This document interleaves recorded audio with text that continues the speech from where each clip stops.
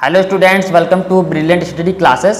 हम पढ़ रहे हैं कक्षा 12 हिंदी के मोस्ट इंपॉर्टेंट क्वेश्चन। तो ये चैप्टर नंबर 1 का मोस्ट इंपॉर्टेंट गद्यांश है।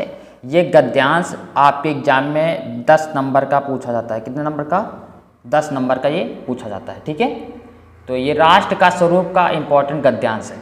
ठीक है, तो कक्षा 12 हिंदी मोस्ट इंपॉर्टेंट क्वेश्चन हम पढ़ने वाले हैं। गद्यांश है, साहित्य, कला, नृत्य, गीत, आमोद प्रमोद अनेक रूपों में राष्ट्रीय जन अपने अपने मानसिक भावों को प्रकट करते हैं।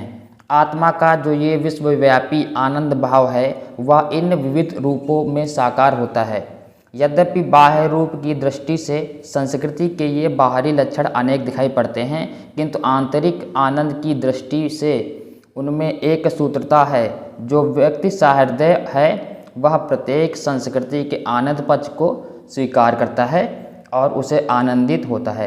इस प्रकार की उदार भावना ही विविध जनों से बने हुए राष्ट्र के लिए स्वास्थ्यकर है। ठीक है, ऐसे आपको एग्जाम में मिलता है। ठीक है, उसके बाद आपको 5 प्रश्न पूछे जाते हैं, उन प्रश्नों के उत्तर लिखना होता है, जिसके आपको मिलते हैं पूरे 10 नंबर। ठीक है, तो ये राष्ट्र का स्वरूप नाम के चैप्टर का है, यानी पहले चैप्टर का ही है। ठीक है, और इसके लेखक हैं वासुदेव सरल अग्रवाल जी।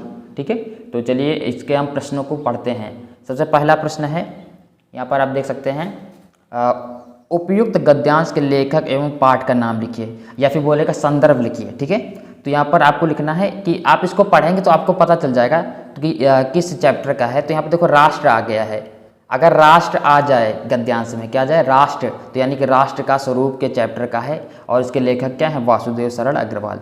तो लिखेंगे प्रस्तुत गद्यांश के लेखक डॉक्टर वासुदेव सरल अग्रवाल जी हैं तथा पाठ का नाम राष्ट्र का स्वरूप है। इतना आपको लिखना है, आपको 1 नंबर मिल जाएगा।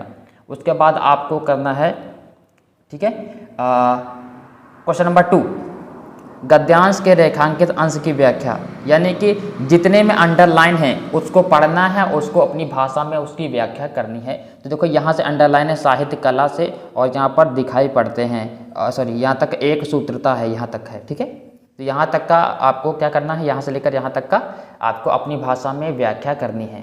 ठीक है, तो देखिए, साहित्य, कला, नृत्य, गीत, आमोद प्रमोद अनेक रूपों में राष्ट्रीय जन अपने अपने मानसिक भावों को प्रकट करते हैं।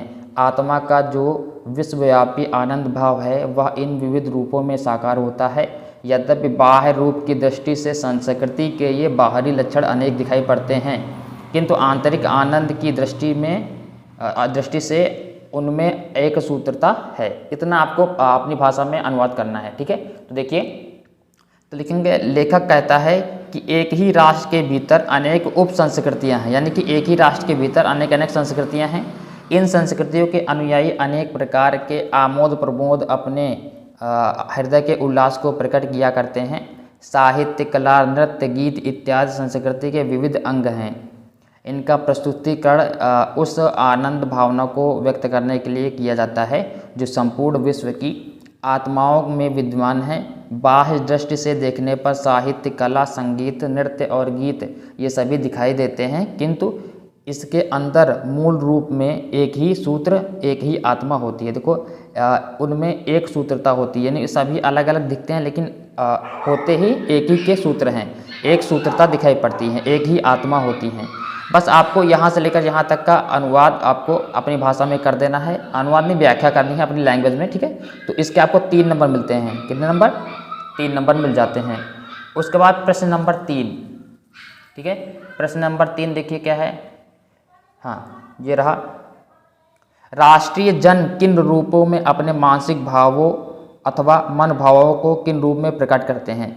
ठीक है, तो राष्ट्रीय जन साहित्य, कला, नृत्य, गीत, आमोद प्रमोद आदि के माध्यम से अपनी मानसिक भावों को प्रकट करते हैं। इसका आंसर आपको याद करने की जरूरत नहीं, ये वाला आंसर याद करने की जरूरत नहीं, इसी में मिल जाएगा। ठीक है, देखिए भी मिलेगा।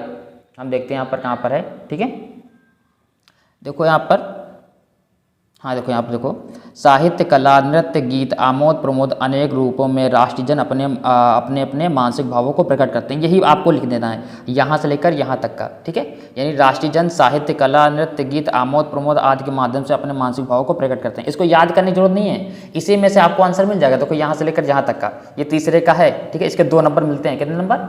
2 नंबर। अब देखिए क्वेश्चन नंबर हम चौथे की तरफ बढ़ते हैं। क्वेश्चन नंबर 4 क्या है?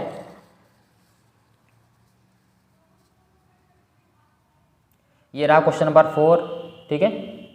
क्वेश्चन नंबर 4 क्या है, विश्वव्यापी और आंतरिक आनंद का क्या अर्थ है। दो शब्द हैं, एक है विश्वव्यापी, एक है आंतरिक आनंद। इनका अर्थ बताना है क्या होता है। देखो विश्वव्यापी यानी विश्व भर में फैला हुआ, है ना, विश्व भर में फैला हुआ उसे बोलते हैं विश्वव्यापी। तो विश्वव्यापी का अर्थ है सारे संसार में फैला हुआ या फिर समाया हुआ। और आंतरिक आनंद जो होता है अंदर की भावना में जब आनंद होता है, ठीक है, इनर हैप्पीनेस, ठीक है। तो आत्मिक आनंद इसका अर्थ है। आंतरिक आनंद का क्या अर्थ है, आत्मिक आनंद, ठीक है।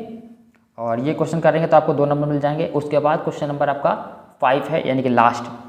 संस्कृति के आनंद पक्ष को स्वीकार करते हुए कौन आनंदित होता है, या फिर प्रत्येक संस्कृति के आनंद पक्ष को कौन स्वीकार करता है, लिखिए।